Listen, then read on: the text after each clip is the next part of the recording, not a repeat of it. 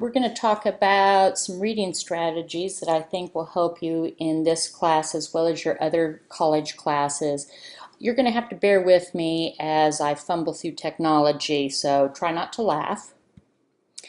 You'll find the same document on Module 0 of your Canvas course, and it's a little hokey, but I think it brings up some good points that you need to know.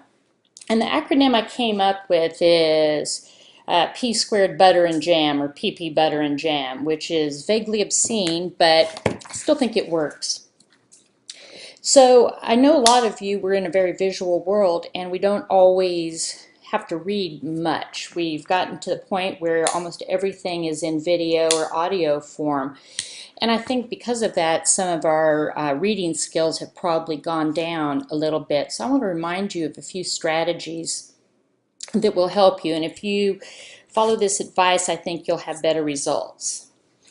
I'm a real believer in annotating text. In other words, making marks in my books. And the reason is you could make notes and underline key points. And so when you go back to review the material, you don't have to read the entire thing. You could look at just the parts that you've highlighted or annotated and refresh your memory.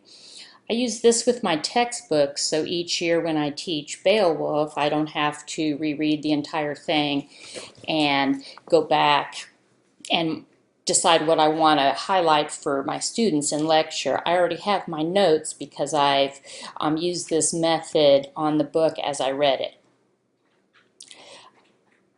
First of all, before you read, and you're not going to like this advice, and there's no way I could enforce it, but as a mama possum, I would suggest that you do not listen to music when you're trying to read.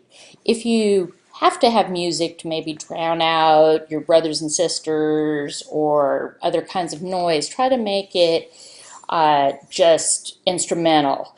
Words coming in lyrics and words that your brain is trying to process by reading don't mix very well, and I know you all think you could multitask. I believe I can too, but it is not the best way to get the information you need out of your reading. Second of all, put your phone up. Put it away. Hide it. And then start reading. First of all, the P in Ppbutter, the first P starts for preview. And this stands for preview, that is. That does not mean that you look and see how many pages your rotten teacher has assigned. Instead, flip through, note, yes, the length, what it is. Notice any pictures, subheadings, or lists as you go through. Just getting an idea of what you're reading. After you've previewed the text, let's predict. What will you know at the end of reading this section? Now, it's easier to predict, I think, with nonfiction, right? Because we never know what's going to happen in a story, but definitely for nonfiction, you'll know if the title of your chapter is memoirs and personal writing. You should know at the end what a memoir is and what its traits are. So that's the type of predictions I'm talking about. Pay attention, the B is pay attention to bold or funny font. I think textbook creators have gotten a lot better about differentiating their font and drawing attention to certain areas. Textbooks used to be really, really plain, just columns and columns of writing, very few pictures, very few breaks in the sections. So pay attention to that. Anything that's bolded or in a different font is probably important. So as you begin to read, start underlining. Now, a lot of you probably use highlighters, and I don't recommend them because if you're like me, you get addicted to that fluorescent yellow or pink or purple even is my favorite, and you're not able to stop once you start highlighting and you get done reading a page and essentially you have highlighted most of the page. And that doesn't really save you any time.